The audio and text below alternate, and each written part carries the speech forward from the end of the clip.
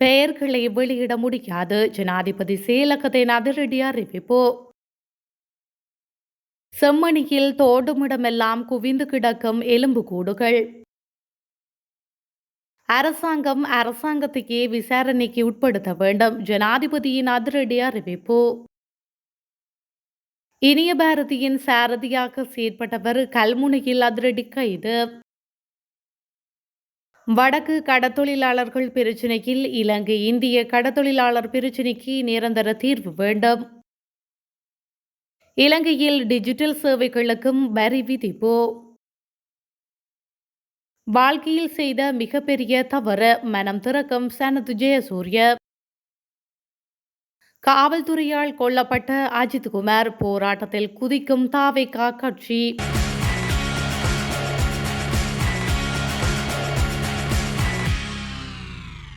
செம்மணி சித்துப்பாத்தி மனித புதைக்குழி அகழ்வில் இதுவரை 52 மனித எச்சங்கள் மீட்கப்பட்டுள்ளன. அகழ்வில் நேற்றைய தினம் மாத்திரம் 3 மனித எச்சங்கள் கண்டுபிடிக்கப்பட்டுள்ளன. மழைநீர் வழிந்தோடுவதற்காக வெட்டப்பட்ட கால்வாயிலும் கூட மனித எச்சங்கள் மீட்கப்பட்டன. இந்த நிலையில் யாழ் பல்கலைக்கழக மாணவர்கள் உட்பட பலர் இந்த அகழ்வு பணிகளில் ஈடுபட்டு வருகின்றனர். இதேவேளை குவியலாகவும் சில மனித எச்சங்கள் கண்டுபிடிக்கப்பட்டுள்ளதாகவும் இதில் எத்தனை மனித எச்சங்கள் இருக்கும் என சரியாக கூற முடியாத நிலையில் நிபுணர்கள் உள்ளதாகவும் தெரிவிக்கப்பட்டுள்ளது. உயிர்த்த ஞாயிறு தாக்குதலின் பின்னணி தொடர்பான உண்மையை கண்டறிய அரசாங்கத்தையே விசாரணைக்கு உட்படுத்த வேண்டும் என ஜனாதிபதி அனுரகுமார திசாநாயக்க தெரிவித்துள்ளார். கொழும்பு பேராயர் கர்தினால் மெல்கம் ரஞ்சித் ஆண்டகையின் 50ஆம் ஆண்டு மதவாழ்வு பூர்த்தியினை குறிக்கும் நிகழ்வில் ஜனாதிபதி இதனை தெரிவித்துள்ளார். உயிர்த்த ஞாயிறு தற்கொலை தாக்குதல் தொடர்பான உண்மை அம்பலமாக்கப்படும் எனவும் தாக்குதலால் பாதிக்கப்பட்டவர்களுக்கு நீதி வழங்கப்படும் எனவும் ஜனாதிபதி உறுதியளித்தார். ஈஸ்டர் தாக்குதலுக்கான உண்மையை கண்டுபிடிக்க அரசாங்கமே தனக்கு எதிராக விசாரணைக்கு செல்ல வேண்டிய நிலை உருவாகும். இது ஒரு பெரிய சவாலான செயல். இருப்பினும் பாதிக்கப்பட்டவர்களுக்கு நிச்சயமாக நீதியை வழங்குவோம் என ஜனாதிபதி குறிப்பிட்டுள்ளார். கர்தினாலின் நீதிக்கான கோரிக்கையை அரசு மரியாதையுடன் ஏற்கும் என ஜனாதிபதி மேலும் தெரிவித்துள்ளார். கர்தினால் மெல்கம் ரஞ்சித் ஆண்டகை சில நேரங்களில் அமைதியாகவும் சில நேரங்களில் தீவிரமாகவும் ஈஸ்டர் தாக்குதல் சம்பந்தமாக பேசுகின்றார். எப்படியாக இருந்தாலும் அவரது கோரிக்கைகளை நாங்கள் மதிக்கின்றோம் என ஜனாதிபதி குறிப்பிட்டுள்ளார். மேலும் இலங்கையில் நியாயமான சமூகத்தை உருவாக்குவதற்காக மக்களுக்கு முன்னுதாரணமான தலைவர்கள் தேவை என்றும் இன்று நாட்டின் சமூகத்தில் பெற்றோர் மற்றும் பிள்ளைகளிடையே உள்ள உறவுகள் மத தலைவர்களிடையே உள்ள நெருக்கங்கள் என அனைத்தும் குறைந்துவிட்ட நிலையை நோக்கி செல்கின்றது என்று ஜனாதிபதி மேலும் சுட்டிக்காட்டியுள்ளார். ஜனாதிபதி ஊடக பிரிவின் அதிகாரிகளின் பெயர்களை வெளியிட முடியாது என்று ஜனாதிபதி செயலகம் தெரிவித்துள்ளது. 2016ஆம் ஆண்டு 12ஆம் இலக்க தகவல் அறியும் உரிமை சட்டத்தின் கீழ் குடிமகன் ஒருவர் விடுத்த கோரிக்கைக்கு பதிலளிக்கும் விதமாக இந்த அறிவிப்பு விடுக்கப்பட்டுள்ளது. ஜனாதிபதியின் மூத்த உதவி செயலாளர் GPHM குமாரசிங்க எழுத்துப்பூர்வமாக இதனை தெரிவித்துள்ளார். தகவல் அறியும் உரிமை சட்டத்தின் கீழ் இந்த கோரிக்கையை முன்வைத்து அனிருத்த பண்டார் என்பவர் மேல்முறையீடு செய்துள்ளார். ஆனால் ஜனாதிபதி செயலகத்திலிருந்து தகவல் கிடைக்காததால் பெயரிடப்பட்ட அதிகாரியின் சார்பாக ஜனாதிபதியின் மூத்த உதவி செயலாளர் பதிலளித்துள்ளார். இதன்படி 2016ஆம் ஆண்டு 12ஆம் இலக்க தகவல் அறியும் உரிமை சட்டத்தின் பிரிவு 5(1)A கீழ் தொடர்புடைய தகவல்களை வழங்க ஜனாதிபதி செயலகம் மறுத்துள்ளது. கருணா பிள்ளையான் அணியின் முக்கியஸ்தர் இனிய பாரதி என்றழைக்கப்படும் புஷ்பகுமாரின் வாகன சாரதியாக செயல்பட்டிருந்த ஒருவரை நேற்று குற்றப்புலனாய்வு பிரிவினர் கைது செய்துள்ளனர். இக்கைது நடவடிக்கையானது அம்பாறை மாவட்டம் கல்முனை தலைமையக போலீஸ் பிரிவிற்குட்பட்ட பிரதான பேருந்து நிலையத்திற்கு அருகில் இடம்பெற்றுள்ளது. 34 வயதுடைய கனகர் வீதி தம்பிலுவில் ஒரு பகுதியை சேர்ந்த செழியன் என அழைக்கப்படும் அழகரட்னம் யுவராஜ் இவ்வாறு கைது செய்யப்பட்டுள்ளது செய்யப்பட்டுள்ளதாக தெரிவிக்கப்பட்டுள்ளது. அவர் கடந்த 2007, 2008, 2009 காலப்பகுதியில் இனிய பாரதியின் சாரதியாக செயல்பட்டுள்ளதாக ஆரம்பகட்ட விசாரணையில் இருந்து தெரிய வந்துள்ளது. அத்துடன் தற்பொழுது அவர் பொத்துவில் மட்டக்களப்பு வழித்தட பேருந்து சாரியாக செயல்பட்டு வந்துள்ளார். இந்த நிலையில் நேற்று பொத்துவில் பகுதியிலிருந்து வழமை போன்று கல்முனை ஊடாக மட்டக்களப்பிற்கு செல்லும் போது கல்முனை பிரதான பேருந்து நிலையத்திற்கு அருகில் காத்திருந்த குற்றப்புலனாய்வு பிரிவின் அதிகாரிகள் அவரை கைது செய்ததுடன் அம்பாறைக்கு மேலதிக விசாரணைக்காக அழைத்து சென்றுள்ளனர்.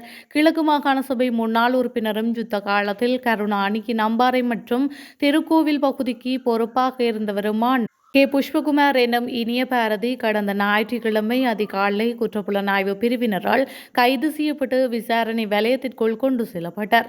திருக்கோவில் பிரதேசத்தில் உள்ள முனிக்காடு பகுதியில் வைத்து அவரது வீட்டில் இனிய பாரதி சுற்றி வளைக்கப்பட்டு புலனாய்வு பிரிவினரால் கைது செய்யப்பட்டார். அத்துடன் அவரது சகாவான சிகலிங்கம் தவசீல் என்பவர் மட்டக்களப்பு சந்திவெளி பகுதியில் வைத்து கைதானார். இவர்கள் இருவரும் 1979 ஆண்டின் 48ஆம் இலக்க பயங்கரவாத தடை சட்டத்தின் கீழ் குற்றப்புலனாய்வு அதிகாரிகளால் கைது செய்யப்பட்டுள்ளனர்.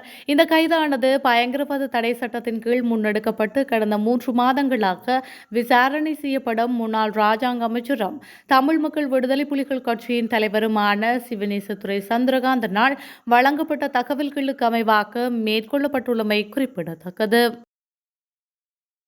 இலங்கையில் வழங்கப்படும் டிஜிட்டல் சேவைகளுக்கு வட் வரி விதிக்கப்பட உள்ளதாக அறிவிக்கப்பட்டுள்ளது. எதிர்வரும் அக்டோபர் மாதம் 1ஆம் தேதி முதல் நடைமுறைக்கு வரும் வகையில் இந்த வரி விதிப்பு முன்னெடுக்கப்பட உள்ளதாக உள்நாட்டு இறைவரி திணைக்களம் தெரிவித்துள்ளது. புதிய டிஜிட்டல் சேவை வரி தொடர்பான வழிகாட்டுதல்களை கடந்த 1ஆம் தேதி உள்நாட்டு இறைவரி திணைக்களம் வெளியிட்டிருந்தது. அதற்கமைய இலங்கையில் நபர் ஒருவருக்கு மின்னணு தளம் மூலம் சேவைகளை வழங்கும் வெளிநாட்டினரும் டிஜிட்டல் சேவைகள் வரி செலுத்த வேண்டும். கடந்த 12 மாதங்களில் 60 மில்லியன் ரூபாய்க்கும் அதிகமான சேவைகளை வழங்கியவர்கள் அல்லது கடந்த காலாண்டில் 17 மில்லியன் ரூபாவுக்கும் அதிகமான சேவைகளை வழங்கியவர்கள் வட் வரிக்கு பதிவு செய்வது கட்டாயமாகும் என்று மேலும் குறிப்பிடப்பட்டுள்ளது. இலங்கை அணியின் தலைமை பயிற்சியாளர் சனத் ஜெயசூரிய தனது வாழ்க்கையில் செய்த மிகப்பெரிய தவறுகளில் ஒன்று 15 ஆண்டுகளுக்கு முன்பு தனது சொந்த தொகுதியான மாத்தறை மாவட்டத்தில் இருந்து கட்சி அரசியலில் ஈடுபட்டு பொது பதவிக்கு போட்டியிட்டதுதான் என தெரிவித்துள்ளார். 56 வயதான முன்னாள் ஜாம்பவான் கிரிக்கெட் வீரர்கள் எப்போதும் அரசியலை தவிர்க்க வேண்டும். ஏனெனில் இதுபோன்ற நடவடிக்கைகளால் ரசிகர்கள் பிளவுபடுவார்கள். எனவே அவர்கள் விளையாட்டுக்கு விசுவாசமாக இருக்க வேண்டும். மேலும் அவர்கள் தேர்ந்தெடுத்த தொழிலில் நாட்டிற்கு சேவை செய்ய வேண்டும் என்றும் கருத்து தெரிவித்தார். அரசியல் ஒருபோதும் கிரிக்கெட் வீரர்களின் அல்லது எந்த விளையாட்டு வீரரின் தேர்ந்தெடுக்கப்பட்ட தொழிலாக இருக்கக்கூடாது என்று நான் உறுதியாக நம்புகின்றேன் என்று 2015 அரசியலை விட்டு வெளியேறிய சனத் ஜெயசூரிய சமீபத்தில் செய்தியாளர்களிடம் கூறியுள்ளார். இந்த பிரச்சினை குறித்து மற்றவர்கள் என்ன சொல்வார்கள் என்று எனக்கு தெரியவில்லை. ஆனால் இப்போது திரும்பி பார்க்கும் போது இத்தனை வருடங்களுக்கு முன்பு அரசியலில் நுழைந்ததன் மூலம் நான் தனிப்பட்ட முறையில் என் வாழ்க்கையில் ஒரு பெரிய தவறு செய்தேன் என்று நம்புகின்றேன். வடக்கு மாகாண கடற்தொழிலாளர்களுடைய பிரச்சினையிலேயே நீண்ட கால பிரச்சினையாக இலங்கை இந்திய கடற்தொழிலாளர்களுடைய பிரச்சினை இருக்கின்றது என கடற்தொழிலாளர் அமைப்புகளை சேர்ந்த அன்னராசா தெரிவித்துள்ளார். இது தொடர்பில் இடம்பெற்ற ஊடக சந்திப்பில் அவர் இந்த இலங்கை இந்திய கடற்தொழிலாளர்களுடைய பிரச்சினை தீர்ப்பதற்கு அல்லது இதனை சுமூகமாக கையாண்டு வடக்கு கடற்தொழிலாளர்களுடைய வாழ்வாதாரத்தையும் கடன் சூழலையும் காப்பாற்ற வேண்டிய பொறுப்பு இலங்கை அரசாங்கத்திற்கு இருக்கின்றது. அதனை காப்பாற்றி தருமாறு நாங்கள் இலங்கை அரசாங்கத்தை தொடர்ந்தும் வலியுறுத்தி வருகின்றோம். மதுரை திருப்புவனம் பகுதியில் காவல்துறையின் சித்திரவதையால் அஜித்குமார் என்ற தனியார் பாதுகாப்பு பணியாளர் கொல்லப்பட்ட சம்பவத்திற்கு நீதி கோரி தமிழக வெற்றி கழகம் போராட்டம் ஒன்றை முன்னெடுக்க உள்ளது. முன்னதாக குறித்த போராட்டத்தை ஜூலை 3ஆம் தேதி எழும்பூரில் நடாத்த திட்டமிடப்பட்டிருந்தது. இருப்பினும் போராட்டம் நடாத்துவதற்கு காவல்துறை அனுமதி கிடைக்காததால் குறித்த போராட்டம் பிற்போடப்பட்டது. இந்த நிலையில் அஜித்குமாரின் மரணம் தொடர்பான தமிழக வெற்றி கழகத்தின் போராட்டம் சென்னை மேல் நீதிமன்றம் அனுமதி வழங்கியுள்ளது. இதன்படி நீதிமன்ற உத்தரவை அடுத்து போராட்டத்திற்கு காவல்துறை அனுமதி வழங்கியுள்ளதாக இந்திய ஊடகங்கள் செய்தி வெளியிட்டுள்ளன.